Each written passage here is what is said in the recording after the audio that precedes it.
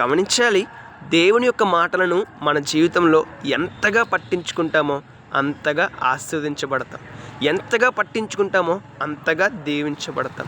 ఎంతగా పట్టించుకుంటామో అంతగా అభివృద్ధిని పొందుకుంటామండి. అవును, దేవుని యొక్క మాటలను, దేవుని యొక్క ఆజ్ఞలను, దేవుని యొక్క న్యాయ విధులను, దేవుని యొక్క ఆలోచనలను మన జీవితంలో ఎంతగా పట్టించుకుంటామో, ఎంతగా జీవిస్తామో అంతలా ఆశీర్వాదాన్ని పొందుకుంటామండి. మరి మనలో ఎంతమంది దేవుని యొక్క మాటలను పట్టించుకుంటున్నాం, దేవుని యొక్క మాటల ప్రకారంగా జీవిస్తున్నాం, దేవుడు చెప్పినట్టుగా జీవించడానికి ఆసక్తి చూపిస్తున్నాం, దేవుడు చెప్పినట్టుగా జీవించడానికి ప్రయత్నిస్తున్నాం? ఒకసారి ఆలోచించేద్దాం.